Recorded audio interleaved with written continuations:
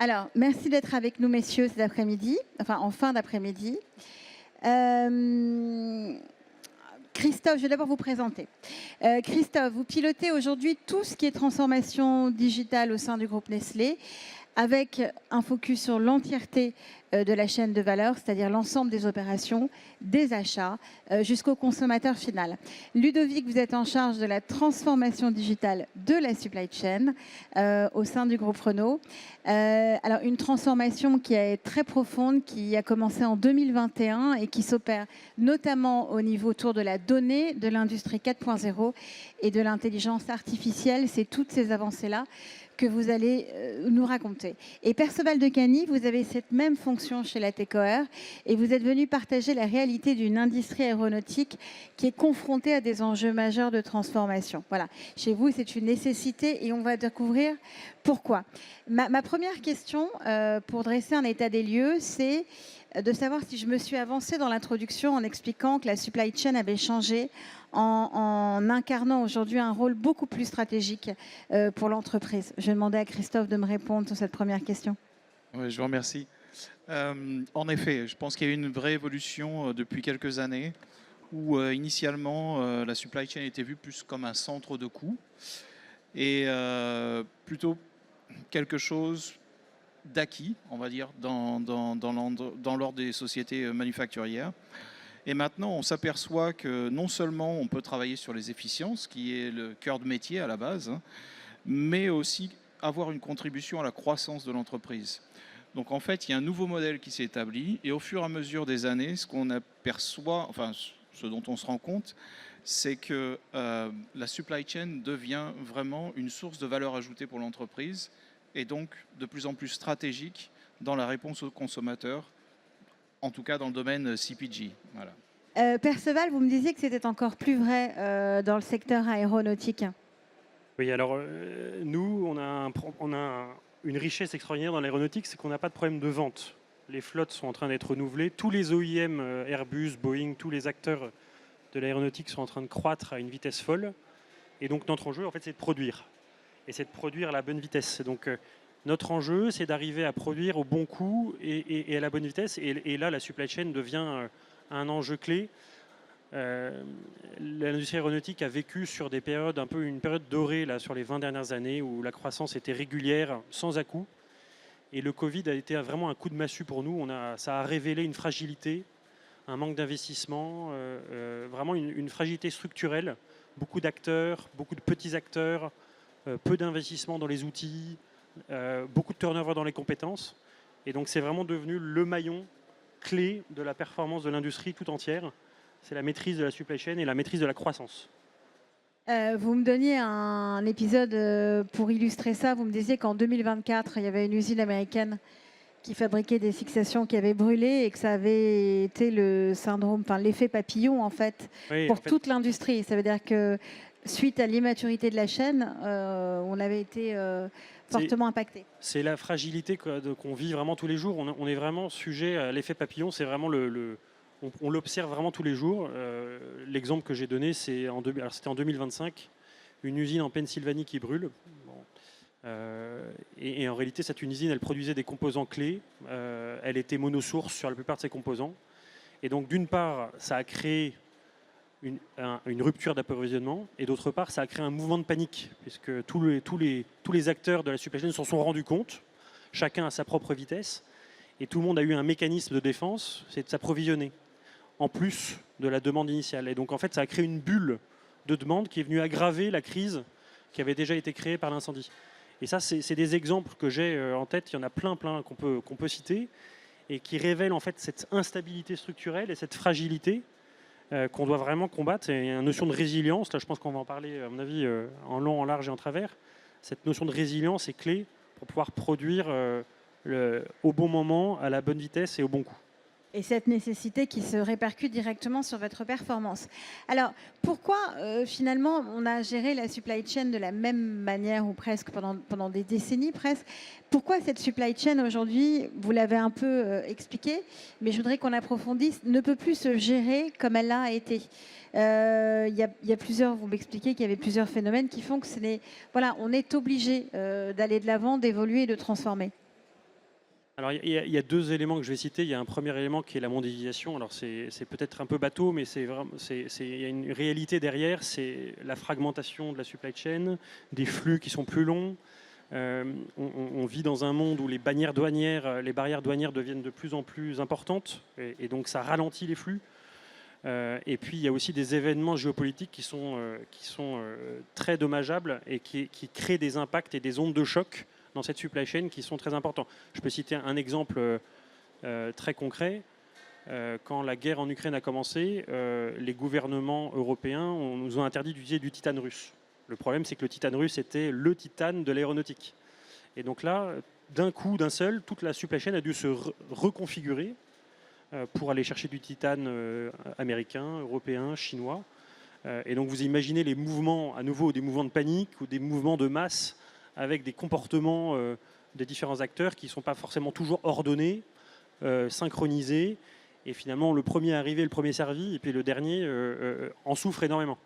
Donc ça, c'est un événement. Évidemment, je pourrais citer la guerre en Iran aussi, qui crée des ralentissements dans les flux de transport, qui crée des ruptures, parce qu'il y a des usines dans la région qui sont impactées, qui créent de l'inflation de coûts. Donc là, la supply chain souffre de toutes ces crises géopolitiques et doit sans cesse travailler sur sa résilience et sur sa résistance au stress et aux ondes de choc. Christophe, nous avions pointé ensemble d'autres facteurs qui avaient transformatifs de la supply chain pendant notre entretien de préparation. On avait notamment parlé de cybersécurité et également risques climatiques.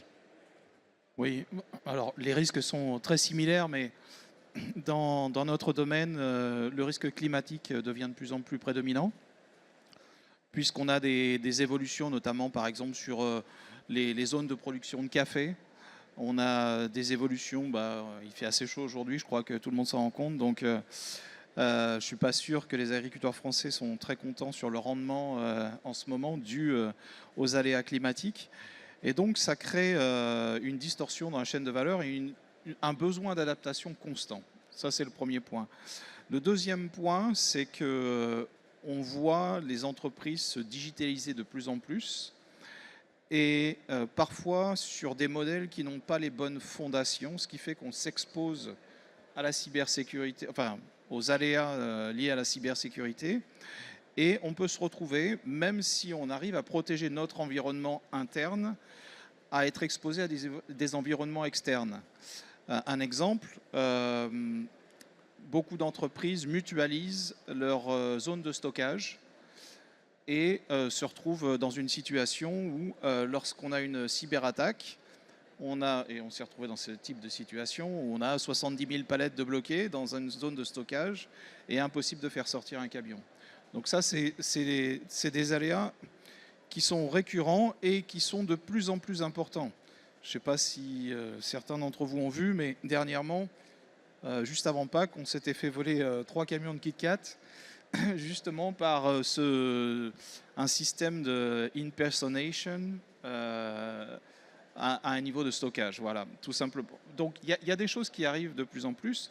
Le troisième point que j'aimerais quand même mentionner, c'est le changement des consommateurs. Les tendances consommateurs évoluent très rapidement. 10 ans auparavant, on ne faisait que de ce qu'on appelle le retail, donc c'est les Carrefour de ce monde. Aujourd'hui, 30% de nos volumes sont vendus à travers le e-commerce pour une entreprise qui fait du food. Et on va dire que les cycles de livraison pour nos consommateurs dans ce cas-là sont vraiment très variants. Vous pouvez avoir du Nespresso en 24 heures à la maison. On va livrer Carrefour tous les 2 jours. Mais en Inde, il faut le produit disponible aux consommateurs dans les 15 minutes. Donc ça représente vraiment un changement de modèle et une tension accrue en fait sur la supply chain. Dans une complexité des éléments croissante, puisqu'on avait évoqué ensemble quelques chiffres, 337 usines, 1 milliard de produits vendus chaque jour, 2000 marques, 100 000 fournisseurs, donc tout ça dans cet écosystème très multiple, vaste. Oui, c'est vrai que l'entreprise est assez complexe. On a pas mal de catégories qui vont de, on va dire du chocolat à ce qu'on appelle health science, ou alors tout ce qui est, on va dire, nutrition pour les chats et les chiens. Donc c'est vrai que c'est assez intéressant de voir comment peuvent se gérer ces chaînes de valeur, surtout que quand on a du produit frais et du produit en conserve, les dynamiques sont très différentes. Ludovic, comme Nestlé est dans un tout autre secteur, en fait, vous avez une supply chain plutôt en avance, en tout cas assez efficiente, que vous avez, c'est pour cette raison-là d'ailleurs, profondément transformée depuis 2021. Est-ce que vous avez quelque chose à ajouter par rapport à ce qu'on vient de se dire ? D'abord, nous, notre supply, on la regarde plus seulement de fournisseurs qui viennent livrer nos usines, hein, mais on a complètement approfondi notre scope, hein, et on parle de tous nos fournisseurs de rang N. Donc aujourd'hui, c'est plus de 40 000 fournisseurs de rang N répartis dans tous les continents et dans presque tous les pays du monde qui viennent délivrer des sous-composants chez nos fournisseurs de rang 1, à peu près 4 000, et qui viennent livrer eux-mêmes nos usines.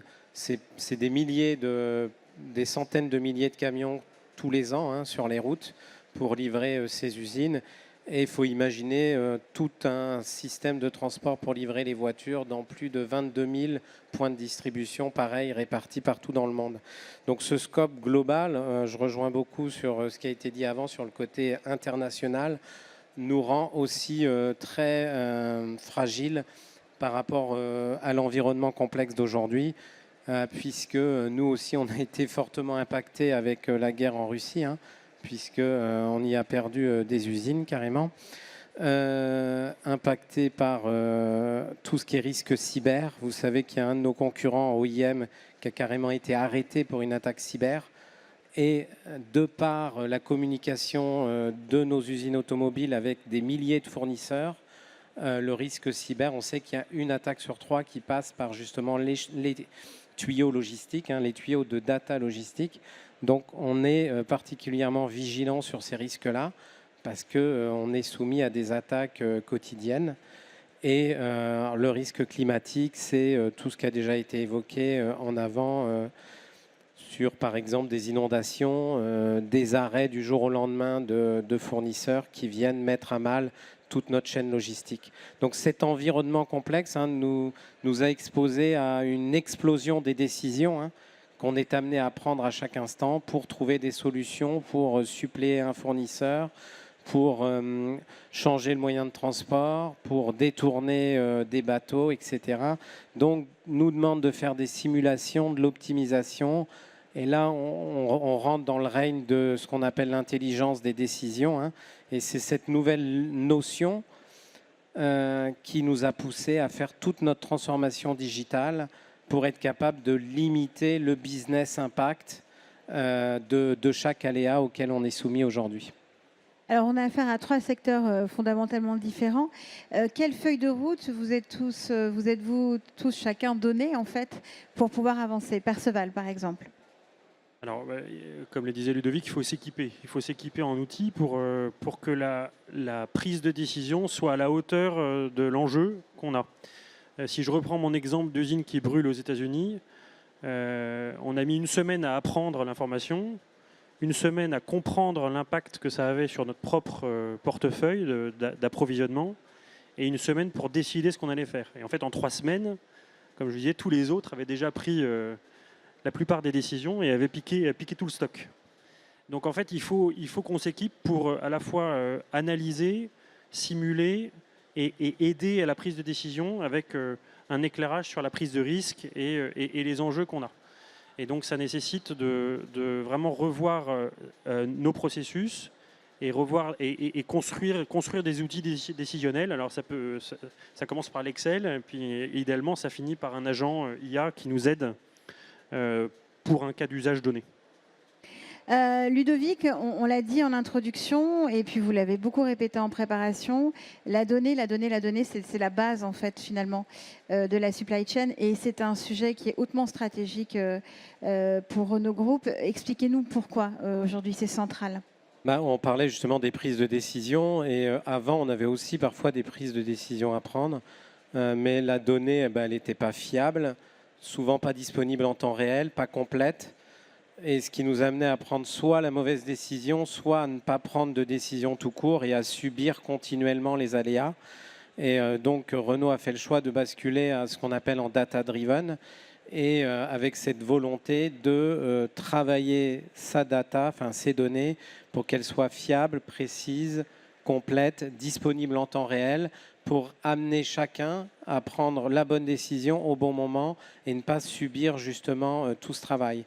Il faut comprendre que Renault a fait ce choix de manière globale, c'est-à-dire que c'est tout Renault Group qui a fait cette bascule en data-driven, parce que pour construire une supply chain efficiente, efficace, eh ben on a aussi besoin des données de l'ingénierie, des données des achats, parce que si on veut optimiser nos coûts de transport, ben on ne va pas les optimiser au kilomètre, hein, on va les optimiser par rapport à des grilles tarifaires. Si on veut optimiser le chargement de nos pièces, on a besoin du poids de chaque pièce, etc. Donc, on a complètement cassé les silos entre les grandes fonctions de l'entreprise pour avoir un pilotage data-driven où on a, on va dire, inversé les rôles avec cette volonté de mettre la data à la disposition du plus grand nombre. Un des exemples de cette visibilité end-to-end, hein, c'est l'exemple des rangs N que j'évoquais juste avant, où on a cherché à avoir la vision la plus large possible. Et pour compléter cette vision large, on a mis en œuvre ce que nous, on a appelé des control towers, c'est-à-dire des plateformes collaboratives où on vient partager cette donnée entre l'ensemble des acteurs pour que chacun puisse agir en ayant cette vue large et en ayant accès à toutes les données pour la décision nécessaire pour la décision qu'il soit amené à prendre. Alors tout ça, ça veut dire aussi s'équiper d'un point de vue IT, parce que ça veut dire qu'on a fait le choix d'un hyperscaler, qu'on a fait le choix de mettre toute la data dans un data lake. Et dès le début, on a dit on ne met pas simplement la data utile par rapport à un use case qui nous était remonté par le métier. On a fait le parti pris de mettre le maximum de data possible dans ces data lakes pour être sûr d'avoir de la data exploitable lorsqu'on aurait à ajouter par exemple de l'IA où il nous faut des modèles de prédiction. Et pour ça, il faut avoir une profondeur de data sur plusieurs années parfois. Et donc, tout ce qu'on a pu commencer au début nous permet aujourd'hui d'avoir des modèles d'IA très efficaces. Quand on veut être amené à, lorsqu'on fait par exemple un dépannage urgent de transport de pièces, à prévoir le coût de ce transport pour aller plus vite dans nos chaînes de décision, eh ben, le fait d'avoir un historique, eh ben, on est capable de prévoir ce coût de manière assez simple en fait. Et donc ça permet vraiment d'accélérer tout ce dispositif. Christophe, vous êtes, je sais que vous, quand on a préparé la table ronde ensemble, vous étiez fondamentalement d'accord avec ce sujet de l'écosystème en fait. C'est-à-dire que la supply chain ne se regarde pas de l'intérieur par rapport à ses propres enjeux, mais par rapport aux enjeux également de ses partenaires.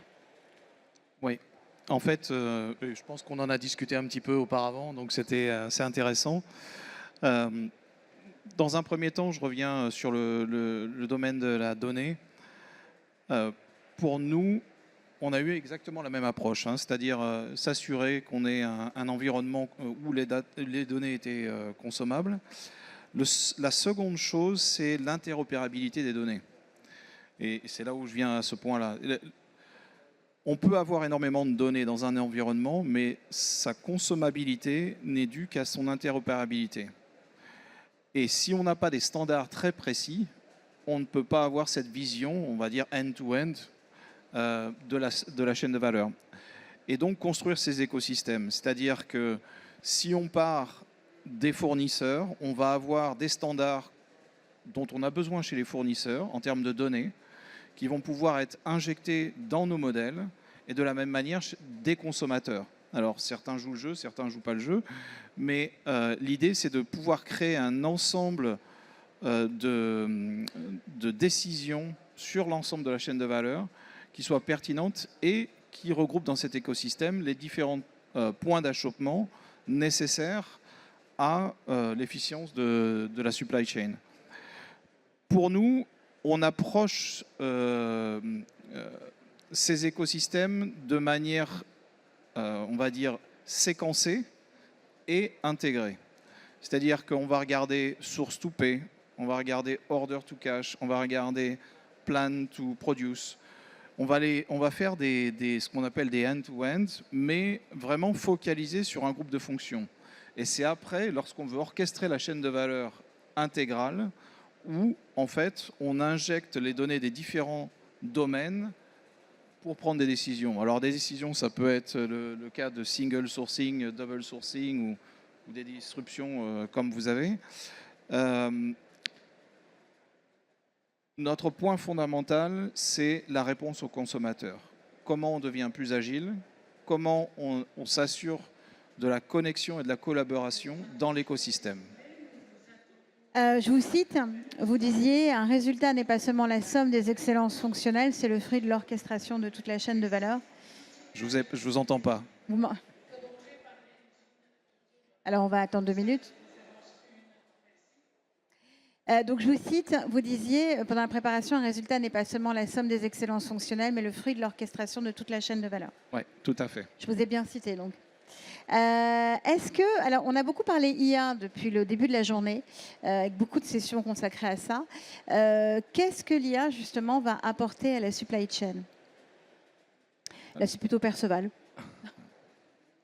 Alors, c'est vraiment une rupture complète. On peut imaginer la supply chain comme une succession d'activités très transactionnelles. Et je pense qu'on a expliqué que c'était justement pas ça. Il fallait vraiment créer de la valeur. Il faut que ça soit focalisé valeur. Et donc, du coup, l'IA permet de se dégager des activités transactionnelles et de vraiment de se concentrer sur la création de valeur. Et la supply chain est là pour l'assurer. Donc, j'ai un exemple que j'ai en tête et que je n'ai malheureusement pas encore développé pour la TechOR, mais on va pousser pour. C'est un agent d'approvisionnement. L'approvisionnement de pièces, c'est passer une commande. Ça a l'air relativement transactionnel, mais en réalité, quand on prend un peu de recul, c'est partager un forecast avec un fournisseur, discuter avec le fournisseur pour s'assurer qu'il l'a bien reçu, passer une commande, mais s'assurer qu'il l'a bien reçu aussi, qu'il a bien répondu en temps et en heure. C'est négocier des dates. C'est vraiment une discussion et une proactivité de tous les jours. Et l'agent d'appro humain, aujourd'hui, passe beaucoup de temps dans l'administratif et du transactionnel. On pourrait très bien imaginer un agent complètement autonome qui se charge de la discussion en complète autonomie avec le fournisseur et qui permet d'équiper l'agent d'appro, l'agent d'approvisionnement, pour après avoir la discussion, la vraie discussion, la vraie négociation, la vraie discussion à valeur ajoutée avec le fournisseur pour s'assurer de l'approvisionnement de la pièce en temps et en heure. Je pense que c'est une rupture qu'on n'a pas encore probablement complètement assimilée et dont on n'a pas pris la mesure, mais qui va vraiment, je pense, rendre le métier de la supply chain encore plus intéressant qu'il l'est aujourd'hui. Ludovic, vous me disiez, on a tous en fait un rêve partagé, c'est celui d'une supply chain autonome avec l'IA. Oui, disons que ce rêve de... D'ailleurs, la journée a commencé par ça, l'usine du futur, l'usine autonome. Pour ceux qui étaient là très tôt ce matin. Et donc oui, c'est vrai qu'on a un rêve de cette supply chain autonome dont on entend parler depuis très longtemps. Et d'ailleurs, c'est ce qui nous a poussé à faire tout ce chemin autour de la data, des process, pour être sûr de se mettre en route. Mais il y avait ce rêve qui parfois paraissait un peu lointain, difficile. Et il faut le dire aujourd'hui, c'est que l'Agentic IA rend ce rêve possible. En tous les cas, il le rend à portée de main. Ça ne veut pas dire qu'il est complètement là aujourd'hui, hein, mais en tous les cas, on sent bien qu'on a les fondamentaux avec la data, on a les fondamentaux à travers toute la révolution qui est en train d'arriver pour être capable de basculer dans ce monde d'une supply chain autonome. Alors une supply chain autonome, ça veut dire une supply chain où chacun est amené à être autonome dans sa prise de décision parce qu'il a cette vue globale et qui ne va pas dépendre d'autres acteurs parce qu'il n'a pas accès à la donnée. Et là, ça rejoint tout le discours qu'on a dit avant, c'est-à-dire qu'il y a des fondamentaux. Si on veut que l'Agentic IA ne soit pas on va dire, un rêve, un nouveau rêve qui va déboucher sur une nouvelle déception, en se disant bah, on y a cru, mais c'était qu'une illusion, et maintenant c'est la grosse déception. Il y a des fondamentaux, c'est la data, tout ce qu'on a expliqué avant, sa structuration. Et je pense qu'il y a un autre risque aussi, c'est la complexité. C'est-à-dire qu'il y a suffisamment de complexité dans l'environnement, comme on l'a dit au début, pour que nous, on ne soit pas tentés d'en rajouter parfois, en se disant qu'avec l'IA, comme tout est possible, on va rendre tout plus complexe, en espérant qu'on arrive à optimiser même ce qui... faut rester pragmatique quand même dans notre approche. Et ça, je pense que l'IA ne doit pas encourager la complexité, elle doit au contraire nous aider à nous pousser à simplifier et à voir cette vision end-to-end, comme on l'a dit. Et on doit bien être conscient que, en tout cas pour tous ceux qui n'ont pas fait la révolution de la data, qui n'ont pas basculé en data-driven, que l'agentic IA ne pourra pas fonctionner s'il n'y a pas eu cette première étape qui est passée. On a l'illusion souvent avec les LLM qu'on va réussir à tout réconcilier même si la data n'est pas bien structurée. Non, ça ne marche pas. Et cette data, comme l'a dit Christophe juste avant, si on veut qu'elle soit exploitable, bah, il faut qu'on ait de l'ontologie, des couches sémantiques. On va repasser par les mêmes chemins que d'autres connaissent et que d'autres ont fait auparavant, sauf qu'on le fait avec un autre angle.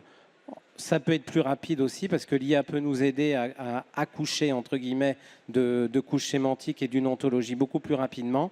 Mais ce sera nécessaire pour que la data soit exploitable et pour que l'agentic par-dessus puisse orchestrer des agents en ayant des résultats qui soient fiables à 100% et où on évite les mirages ou enfin, les hallucinations qui parfois peuvent encore apparaître.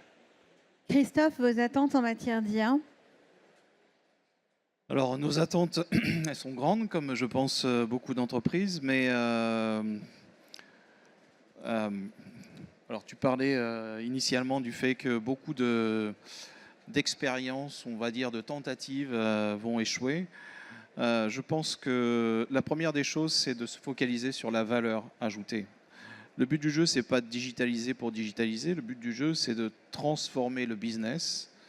Et un des facteurs de succès est la capacité à appliquer des technologies plus avancées. Et comme tu disais aujourd'hui, on n'a pas de système où on met juste des données, on va voir ce qui va sortir. C'est pas la réalité de notre monde. Maintenant, en termes de maturité aujourd'hui, on a commencé assez tôt, d'abord avec des modèles prédictifs, puisqu'on achète beaucoup de commodités. Et on voulait savoir si les modèles qu'on appelle machine learning étaient capables en fait de prévoir un prix des commodités à 3 mois, puisqu'on fait du hedging, mieux que notre expert café, cacao ou sucre. Ça a duré à peu près 1 an, puisqu'on doit faire du benchmark. Et au bout d'1 an, en fait, on a réalisé que si les bonnes fondations de données sont en place, la machine était capable de générer une prédiction qui était 50% meilleure que l'humain, que l'expert de la catégorie. Ce qui fait qu'en fait, il y a une refonte non seulement du modèle de comment on va prévoir nos prix, mais aussi une refonte organisationnelle. C'est-à-dire que ces experts, maintenant, sont utilisés pour l'amélioration des algorithmes, la prise en compte de nouveaux critères. Et cette évolution, on l'a commencé en 2019, assez tôt, avec des partenariats avec des entreprises, certaines sont ici. Et en fait, depuis maintenant, dans l'ensemble des opérations, alors chez nous, les opérations, c'est la supply chain, voilà. On a maintenant 1000 agents en place qui nous permettent d'optimiser certains points fonctionnels, comme je viens de parler, et maintenant, de plus en plus, certaines décisions qui sont sur l'ensemble de la chaîne de valeur et comment l'orchestrer de la meilleure manière. Et philosophiquement, jusqu'où accepterez-vous d'automatiser la décision? C'est une vraie question qui se pose de manière globale pour tous les secteurs. Eh bien, je ne sais pas. Non, la réalité aujourd'hui, c'est On utilise ces technologies pour gérer la complexité et les volumes et la rapidité en fait de l'information ou de ce qu'on appelle l'insight. Et la décision reste humaine. Sauf pour certaines activités, on va dire, très tactiques, où là, des robots le font déjà. Hein. Par exemple, tout ce qui est air freight, aujourd'hui, on a un robot qui étant donné qu'on demande 3 prix, on prend le moins cher et le moins de CO2, un robot peut le faire très facilement. Mais on laisse l'humain dans en fait, le système décisionnel et on automatisera les décisions qu'une fois, on va dire, un certain niveau de confirmation à terme. Mais les hallucinations sont encore très présentes. Et aujourd'hui, dans nos bases de données, c'est là où on revient sur le point initial, le savoir humain n'est pas totalement intégré. Donc il y a l'orchestration, la standardisation des données. Il y a aussi le fait de pouvoir mettre en place des données qui ne sont pas actuellement disponibles au système, qui sont dans la tête des gens, hein, entre guillemets, de par l'expérience, ou parfois dans des systèmes parallèles. Je pense que beaucoup d'entreprises font encore du replenishment, je sais pas, ouais, avec Excel. Bon, bah Excel, on oublie l'IA, hein. On n'y arrivera pas. Donc il faut un système de MRP qui nous permettent ensuite de pouvoir anticiper ces choses-là. Donc l'humain reste omniprésent dans la prise de décision. L'humain est exclu quelque part, je parle de moyen terme, hein, est exclu de l'analyse et du rassemblement des données. C'est quelque chose qui peut vraiment être accéléré. Et autrefois, on pouvait prendre les 3 semaines pour collecter les données initialement. Et maintenant, ça va prendre 30 secondes.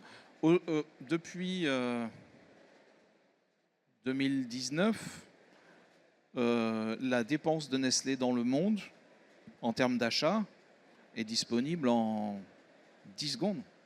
N'importe quelle catégorie. Donc, c'est des choses, en fait, qui, au bout du compte, sont gérées par la machine. Mais la stratégie sur la catégorie des achats reste de l'humain. Voilà. Sans transition à un sujet dont on a commencé à parler aujourd'hui, dont on parlera aussi beaucoup demain, la souveraineté, parce que ce sujet-là a aussi un impact sur la supply chain. Vous me disiez, Perceval, qu'on devait commencer à s'y préparer et modéliser des scénarios. Oui, alors on en parlait déjà, notre supply chain est mondiale, donc, et on a vécu des exemples assez cuisants. Je parlais du titane russe, typiquement, ça a été un révélateur de souveraineté sur cette commodité. Donc la souveraineté, ça se heurte aussi à un enjeu de compétitivité, parce que ça coûte de l'argent, la souveraineté. Il faut créer une double source, il faut développer des nouvelles sources pour chacun des composants. Il faut se préparer, il faut anticiper. On parle par exemple d'un conflit potentiel à Taïwan. Il faut se préparer à ce genre de choses pour pouvoir être sûr qu'on puisse produire un avion dans ce genre de situation. Donc ça fait partie de cette scénarisation effectivement et de développement de modèles sur laquelle l'IA et la technologie en général peut nous aider énormément pour aller très très loin dans l'analyse et dans la modélisation pour pouvoir assurer une résilience complète de la supply chain à n'importe quel rang de la supply chain du donneur d'ordre. Et un chantier auquel vous vous êtes attaqué. D'autres sujets aussi importants, la table ronde d'après, on parlera. On en parle un peu moins néanmoins parce qu'on sent que ce sujet n'est plus aussi haut dans les agendas. Le sujet de l'empreinte carbone et de la durabilité de la supply chain. Qu'est-ce qu'on en fait aujourd'hui dans ces désirs de modernisation ? Ludovic, par exemple. On va dire que le contexte est très favorable aujourd'hui pour parler de ce sujet. Donc on fait face quand même à un réchauffement climatique et on sent bien qu'il y a un besoin de bouger les lignes. Donc nous, la supply chain chez Renault, en termes de sustainability, il y a une ambition qu'on a affichée qui est collé aux ambitions européennes par rapport à tout, et que tous les groupes européens ont. Mais juste pour vous donner quelques chiffres, hein, la part logistique de l'empreinte carbone d'un véhicule, en fait, c'est 1 à 2%, parce qu'on va compter l'empreinte carbone sur toute la durée de vie de la voiture. Donc, c'est pour ça qu'on mise beaucoup sur l'électrification de nos modèles, avec le succès que l'on connaît en ce moment. On en est très heureux. Mais au-delà de ça, il y a quand même ce 1 à 2% de la fonction logistique, hein, pour livrer les pièces en usine et pour livrer la voiture au client, qui est à prendre en compte et sur laquelle on travaille énormément. Donc on va y travailler de plusieurs ordres, hein, des schémas classiques, network design, optimisation de remplissage avec des logiques algorithmiques où justement on va introduire des notions d'IA. Mais on va aussi essayer de faire travailler des écosystèmes entre eux. Donc, par exemple, autour de notre usine de Douai, où on produit la R5, le Scénic et tous ces modèles électriques, hein, on a reconstruit des écosystèmes de fournisseurs locaux et avec lesquels on fait des appros en camions électriques. Et dans ce cadre-là, on arrive, en travaillant ensemble, transporteurs, fournisseurs de camions électriques, fournisseurs de pièces, l'usine, à créer un environnement où on peut être rentable en basculant sur des nouvelles technos comme ça et qui sont beaucoup plus, on va dire, sustainable et donc beaucoup mieux pour la planète.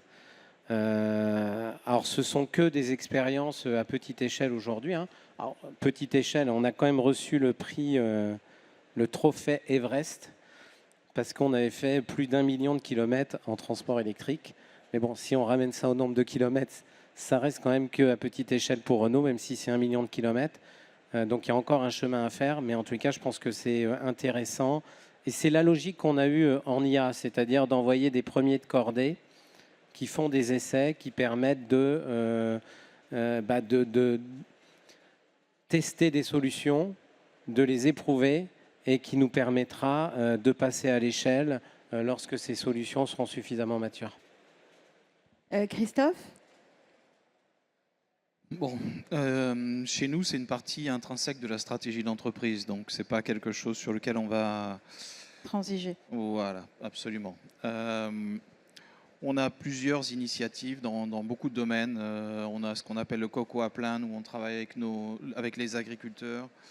On travaille beaucoup avec les agriculteurs aussi en Inde pour tout ce qui est dairy, puisqu'on a un impact assez important de la part dans ce domaine-là, on va dire.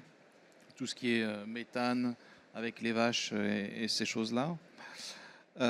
Donc c'est un sujet sur lequel on travaille beaucoup et on a mis en place, justement, si on doit revenir sur des solutions technologiques, au-delà de compter et de prendre des décisions, par exemple dans les achats, qui comprennent un mix entre l'empreinte carbone, le prix et la disponibilité.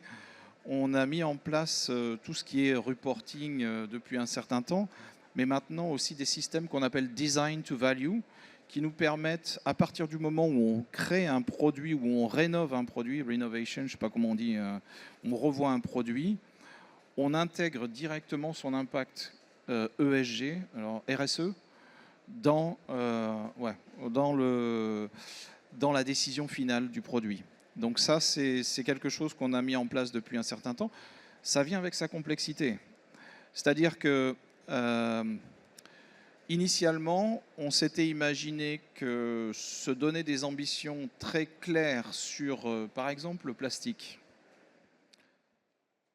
On s'est fixé des ambitions et la première année, on a réduit de 236 000 tonnes de plastique mondialement. Voilà.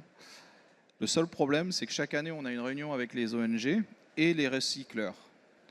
Et les recycleurs nous ont dit, vous savez quoi, les produits Nestlé, on ne les recycle plus. Il n'y a plus assez de plastique, on ne fait pas assez d'argent. Donc en fait, on crée une nouvelle problématique en essayant parfois De la résoudre. Voilà, donc c'est un domaine assez complexe. On essaie de le prendre avec pragmatisme, c'est-à-dire sur le plan des achats, comment on peut aider en fait dès la source, travailler avec les agriculteurs, quand on a accès aux agriculteurs. Et ensuite, dans la chaîne de valeur, Par exemple, faire des usines qu'on appelle zero water, sans eau, voilà. Ce qui est assez problématique lorsqu'on a des usines de production alimentaire. Mais on essaie en fait d'harmoniser le système ou notre impact sur l'ensemble de la chaîne de valeur en ayant des points focalisés dans les achats, dans la manufacture et dans la logistique. Et en travaillant bien sûr avec les ONG, puisque initialement l'approche qu'on avait eue était plus d'essayer de défendre notre situation, et ça ne marche pas. Donc on s'est dit on va travailler ensemble. Dites-nous ce que vous pensez être la meilleure des approches, et en travaillant ensemble, on s'aperçoit conjointement des problèmes potentiels d'une décision, notamment, la question ne se pose pas sur le plastique, on continue, mais peut-être qu'on peut travailler ensemble sur mettre des usines de recyclage aux Philippines. Voilà, est-ce qu'on peut travailler avec les gouvernements? Donc c'est un ensemble de choses qui se mettent en place. Et en fait, l'accès accru que nous donnent nos nouvelles capacités digitales, par exemple, on regarde la déforestation pour l'huile de palme dans les pays du sud-est asiatique à l'aide de satellites. Comme ça, en fait, on peut confirmer que les fournisseurs qu'on a ne font pas de déforestation en parallèle de nous fournir de l'huile de palme. Donc ces nouvelles capacités-là et cette visibilité sur la chaîne de valeur devient clé pour nous pour répondre en fait à nos engagements. Autre sujet, rapidement, parce qu'on a pris un petit peu de retard, l'emploi, enfin en tout cas le chantier des compétences, pardon, qui n'est pas du tout celui de l'emploi. Christophe s'est déjà exprimé sur le sujet. On a compris qu'il y avait une automatisation des décisions avec un upcycling ou en tout cas une revalorisation des compétences sur d'autres chantiers. Perceval, c'est aussi quelque chose que vous travaillez. Ça veut dire que vous avez créé de nouveaux postes. En tout cas, c'est un chantier que vous prenez en main dans la modernisation de votre supply chain.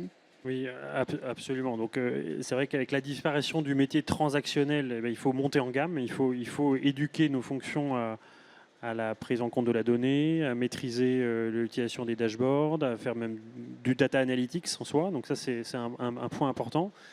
Il y a des nouveaux métiers qui apparaissent, les data stewards, les data analystes. On a aussi d'autres fonctions qui sont plus supply chain. Récemment, le métier de SPM dans l'industrie aéronautique est devenu vraiment très pivot dans la supply chain. C'est vraiment le pilotage de la performance fournisseur, et ce SPM, il s'équipe. Il a son rôle, c'est de piloter la maturité industrielle de sa supply.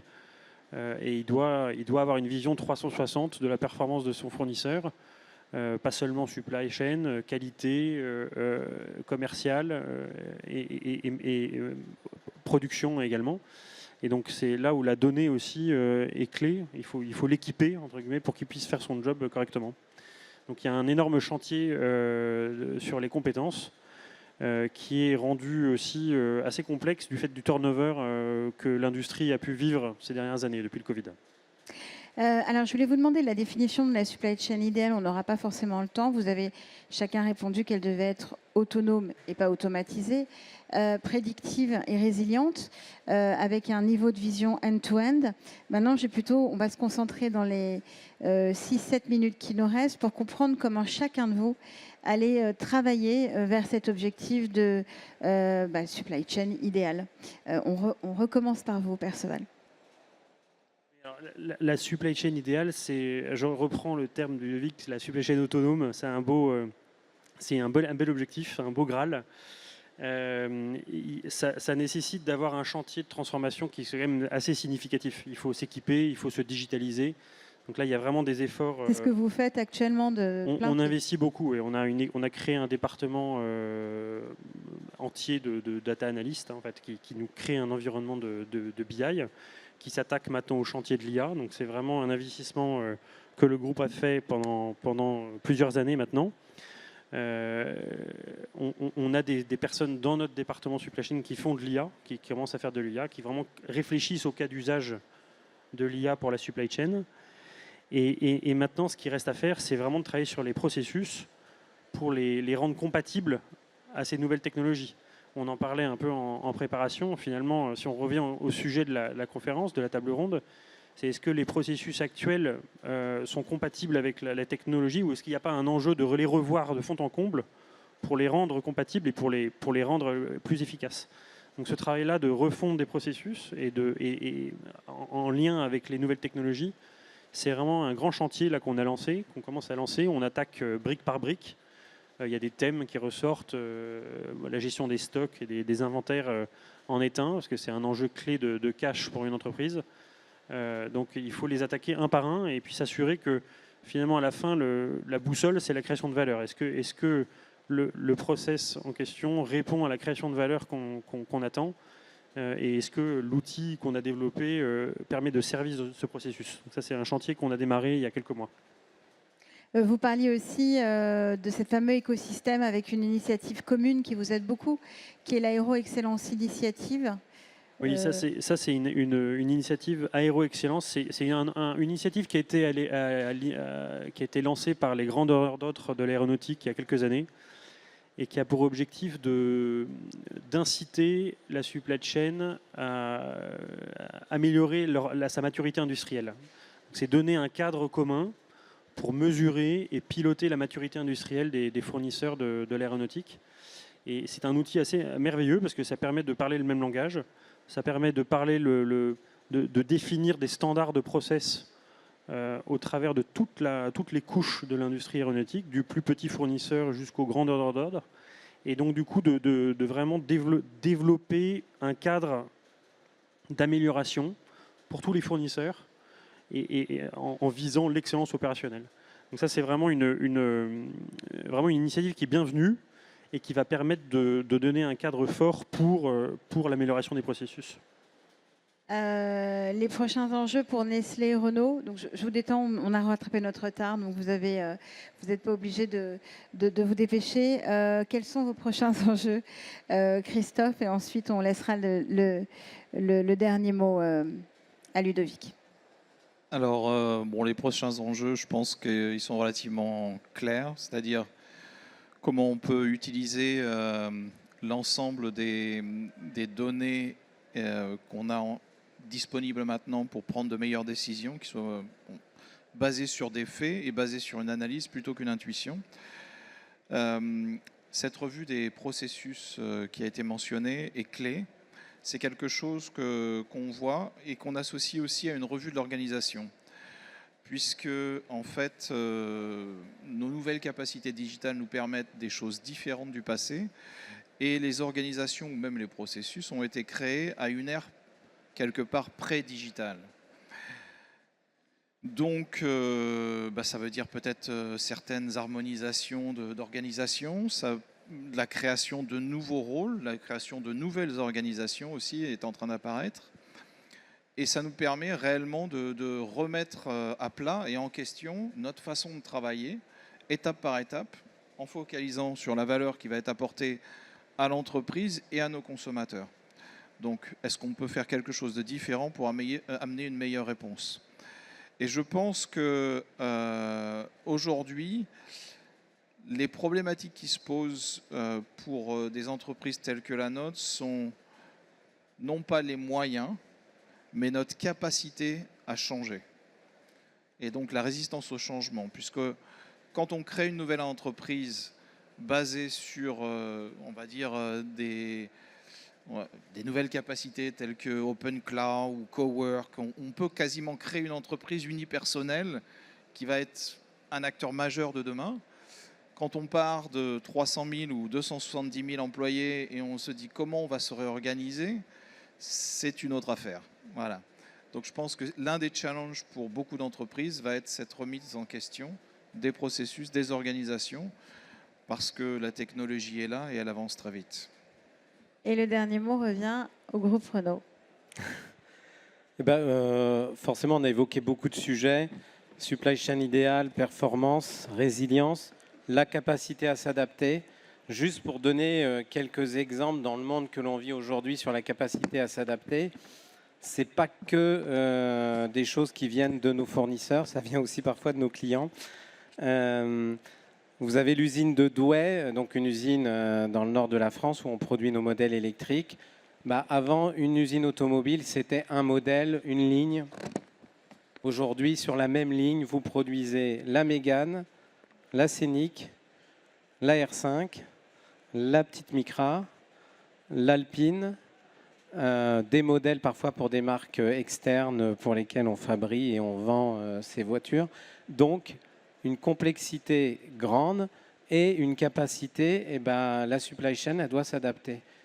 Parce que lorsque vous avez les événements qu'on a connus, avec les ventes de voitures électriques qui font x2, vous devez passer en quelques semaines de 600 voitures par jour à plus de 1000. Et si vous ne les produisez pas maintenant, les gens ne viendront pas acheter une Renault, ils iront acheter les voitures qui sont disponibles, c'est-à-dire des chinoises, tout ce que vous voulez. Il y en a plein les rues. Donc voilà, donc il y a un enjeu d'être capable de s'adapter et de répondre à cette demande. Parce que si on perd le client d'aujourd'hui, c'est autant de volume en moins pour demain. Et donc, on est plus que jamais soumis à des aléas dans tous les sens. Et donc, cette réactivité pour être capable de s'adapter à tous ces changements, c'est aussi fondamental. Merci beaucoup, ça sera le mot de la fin. Merci à tous les trois. Merci.